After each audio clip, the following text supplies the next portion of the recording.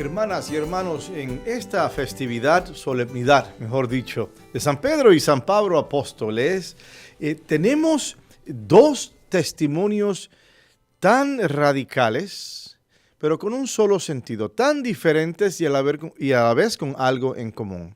Las lecturas se prestan para entender este cuadro psicológico, este cuadro humano, pero también el cuadro divino, donde estos dos hombres dieron testimonio de su fe en Cristo con sus propias vidas. Si observan la primera lectura de este domingo, vemos cómo en aquellos días el rey Herodes mandó apresar a algunos miembros de la iglesia para maltratarlos. ¿Qué tenemos? Tenemos el mismo Herodes que sacrificó a San Juan Bautista, que decapitó a San Juan Bautista. Este mismo se da cuenta de la situación, se da cuenta de la noticia de que supuestamente Cristo ha resucitado. Les recuerdo, él no era creyente, entonces él simplemente se tenía que dejar llevar por lo que decía la gente. Precisamente después de la resurrección, quizás después de la ascensión, él se dedica a la tarea de castigar a los apóstoles o seguidores principales con la intención de, si destruyo a las cabezas, pues entonces el pueblo se desorienta. Y así fue, así lo hizo. Y el primero en sufrir este martirio de los apóstoles, atención, ya San Esteban había tenido, el diácono había tenido su martirio.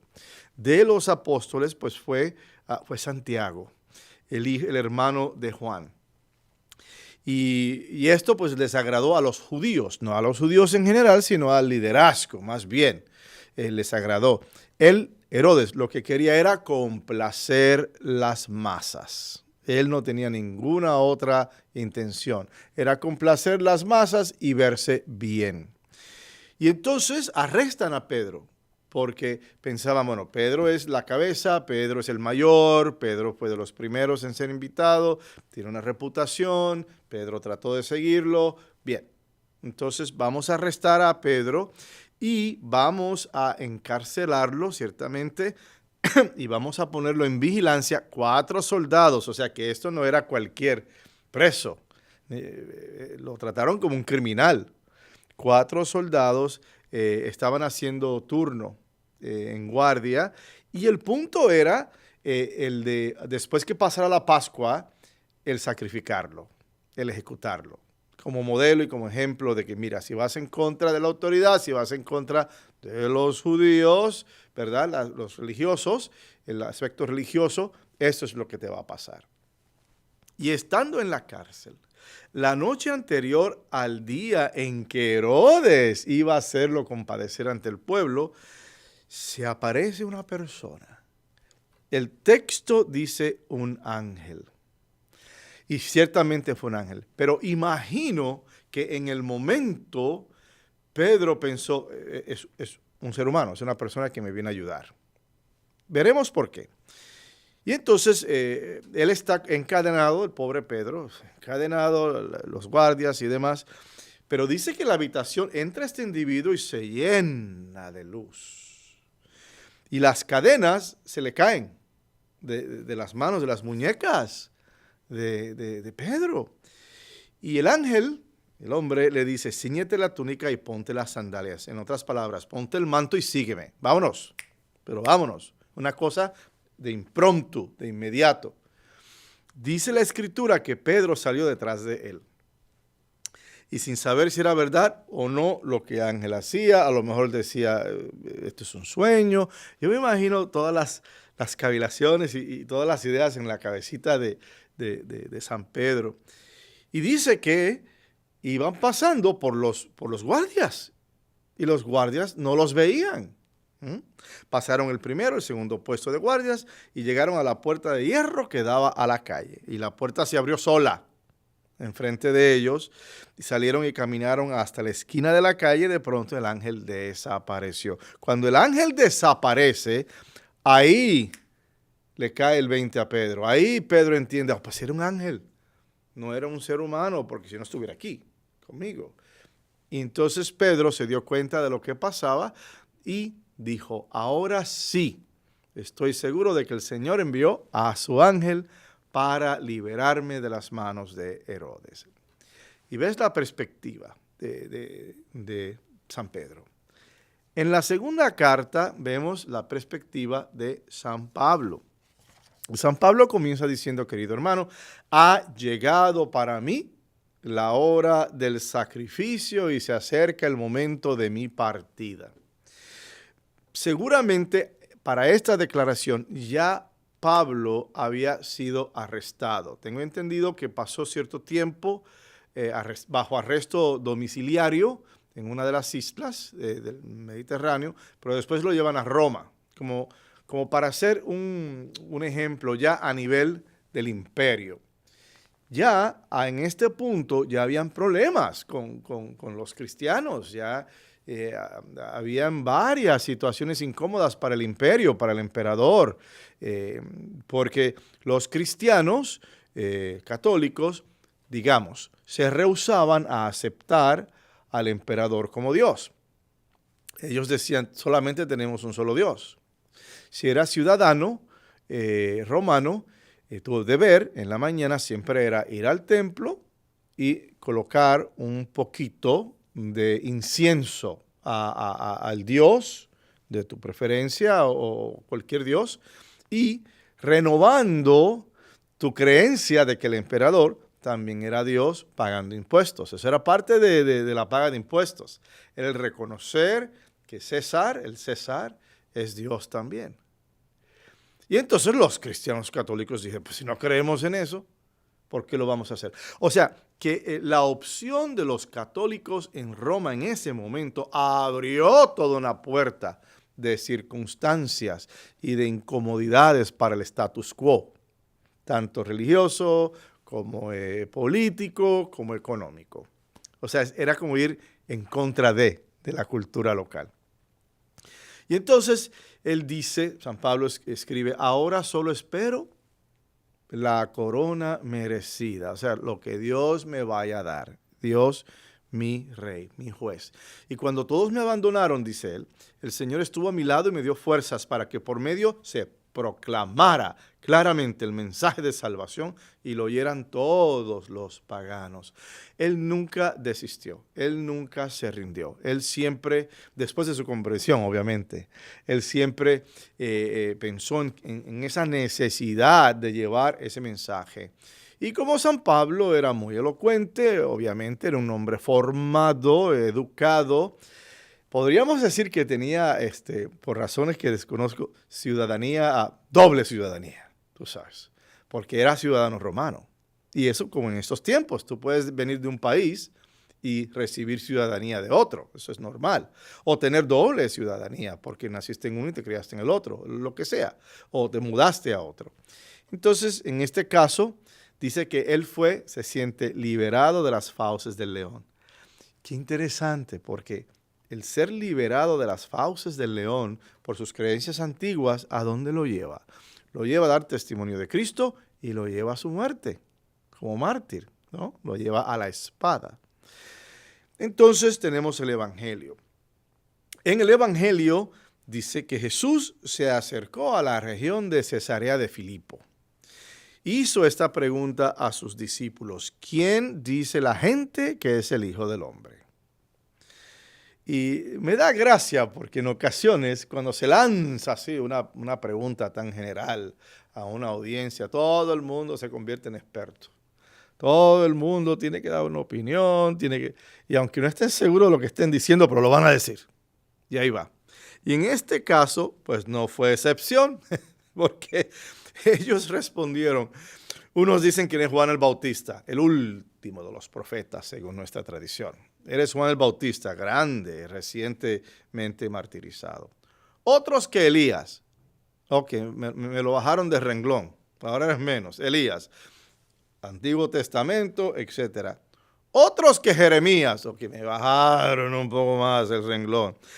O alguno de los profetas. O sea, como quien dice, lo iban bajando de categoría, pobrecito. ¿Por qué? Porque no lo conocían a plenitud. Todavía lo estaban conociendo, ¿ves? que es muy típico del proceso de conversión católico. Para nosotros la conversión se puede dar como un momento evolutivo, como un momento de crecimiento. No necesariamente está amarrado a un solo evento. Puede ser varias cosas que te pasan en la vida, en tu bautismo, en tu primera comunión, en tu confirmación, matrimonio, etc.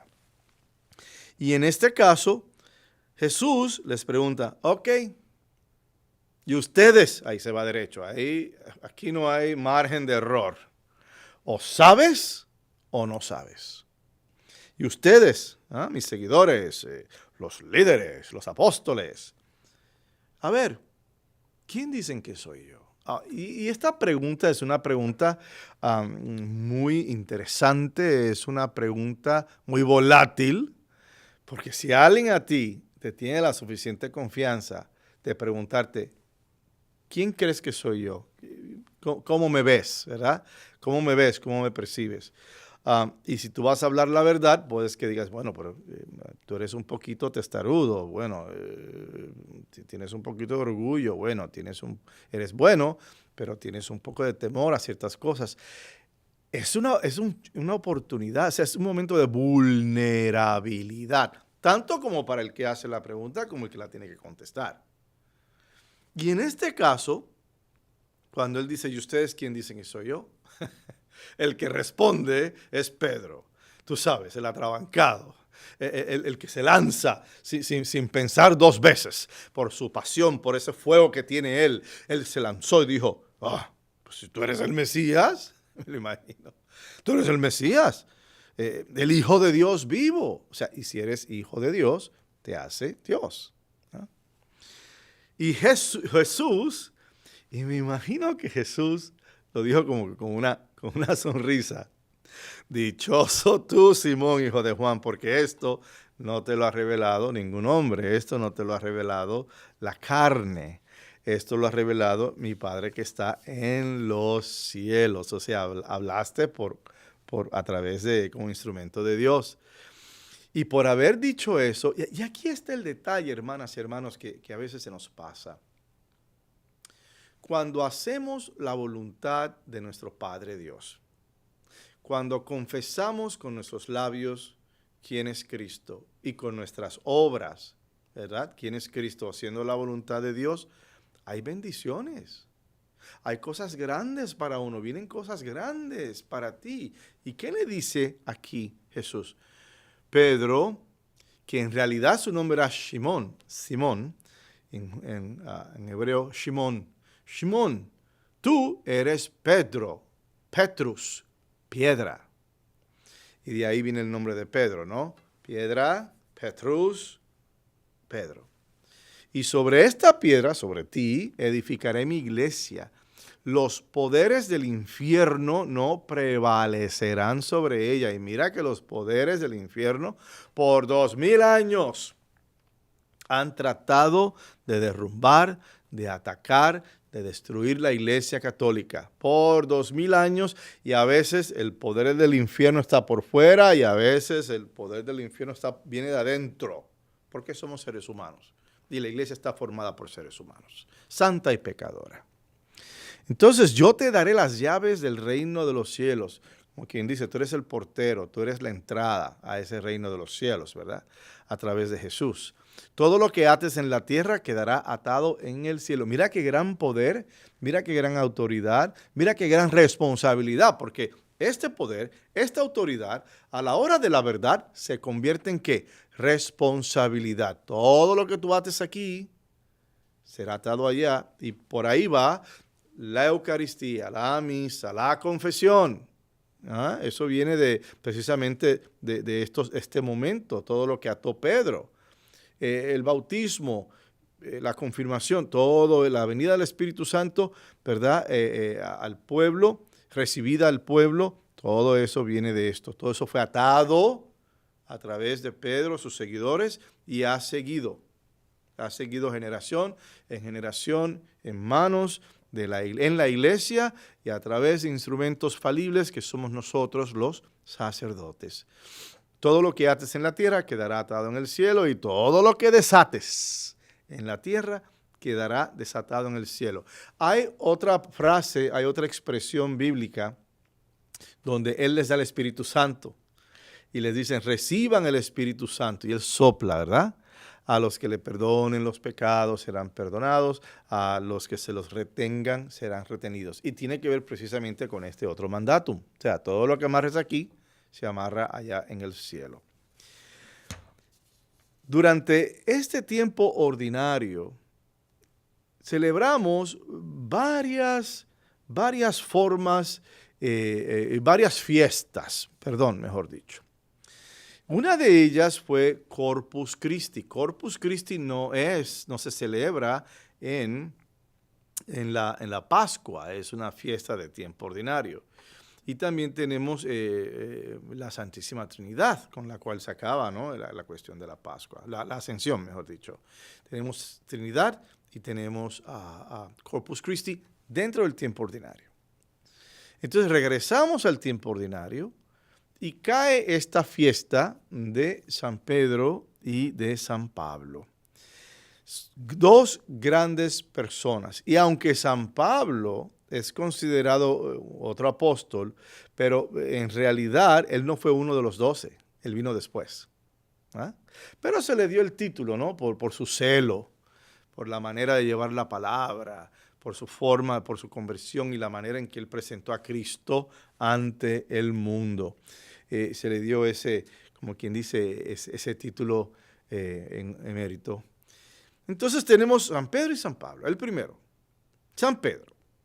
A él se le considera el príncipe de los apóstoles. Su nombre aparece 182 veces en la Sagrada Escritura. Un pescador sin mucha educación formal y en ocasiones con suma dificultad de comunicación, y se convierte en el primer papa. Y de ahí su título. Interesantísimo. Sabemos que Pedro era pescador. Y según la tradición, él tenía una barca, una de las barcas más grandes, era la de él. Y una serie de barcas, que seguramente pues él era un hombre de negocios, por decir, en la industria de pescar, a pesar de que no tenía tanta educación, pero sí tenía conocimiento, ¿no?, así económico. Y entonces pues era un hombre mayor, según la tradición, respetado, según la tradición, y tenía pues un equipo de trabajo, otros pescadores que trabajaban para él. Por el otro lado tenemos a San Pablo, y San Pablo es otro asunto. San Pablo tiene un trasfondo diferente. Los anales históricos muestran que San Pablo tiene muchas más referencias que cualquier otro santo en la Escritura. Atención. Intelectual, por la manera en que escribe sus cartas y demás. Era una persona intelectual con formación, cosa que no era muy común, pero que existía, se daba. Tenía la ciudadanía romana, sumamente articulado, y después de perseguir sin misericordia a los primeros cristianos en Jerusalén, después de su conversión, se convierte en el apóstol de los gentiles. Y ahí van las dos alas del pájaro, ¿no? Tenemos el príncipe de los apóstoles, que viene de la tradición judea, él siendo judío, pero también porque los judíos fueron los primeros que se convirtieron. Pero también tenemos en la otra ala a San Pablo, el apóstol de los gentiles, porque él se da la tarea de convencer específicamente o especialmente a los gentiles, a los que no eran judíos. Y eso tú solamente lo podías hacer ¿cómo? Con filosofía, con escritos, de forma que el gentil lo pudiera entender. Entonces, para eso había que pensar fuera de la caja. No limitar a la iglesia, a Cristo, dentro de una antropología judaica, sino que abrirla a otras antropologías, como era el mundo griego y ciertamente el mundo romano. Estos dos hombres, opuestos en sus personalidades, llenos de diferencias y sorpresas, bajo otras circunstancias nunca se hubieran conocido. debido a que navegaban en diferentes círculos. Pero ambas vidas se unen en un solo punto, y ese es Jesús. Y esto los llevó a dar inclusive sus vidas por el mismo ideal, por una sola fe. San Pedro fue crucificado cabeza abajo en Roma durante la persecución de los primeros cristianos en esa ciudad. Y él, cuando lo van a crucificar, era una cruz normal, pero él insiste, yo no puedo morir, yo no soy digno de morir como murió Jesús. Entonces lo voltearon. Y esa cruz que tú ves, con el mástil mayor hacia arriba y el más corto hacia abajo, ¿verdad? Es la cruz de San Pedro. Entonces tenemos a San Pablo, que fue decapitado. A San Pablo no lo podían crucificar porque él era ciudadano romano. La crucifixión estaba relegada a aquellos no romanos, no ciudadanos, mejor dicho. El ciudadano pues tenía una posición más alta en la ciudad, obviamente, y demás. Y entonces pues a él con una espada, por eso es que él tiene una espada, lo vas a ver con una espada. Con una espada lo decapitaron en las afueras de la ciudad. Interesante. Y la iglesia donde se conmemora el lugar donde fue decapitado se llama San Pablo de Extramuros. O sea, San Pablo fuera de los muros, fuera de las murallas de Roma. Y lo cierto del caso fue que sendas vidas tan diferentes y en ciertos casos tan opuestos lograron ver a Cristo con los ojos de la fe. Una pregunta que vale la pena hacerse es, ¿veo yo a Cristo con los ojos de la fe? ¿Veo yo a Cristo en los demás? ¿Veo yo a Cristo en mi esposa? ¿Veo yo a Cristo en la madre soltera que ha optado por la vida? ¿Veo yo a Cristo en los alcohólicos o aquellos indigentes que llenan nuestras calles con su presencia e historias rotas? ¿Lo veo?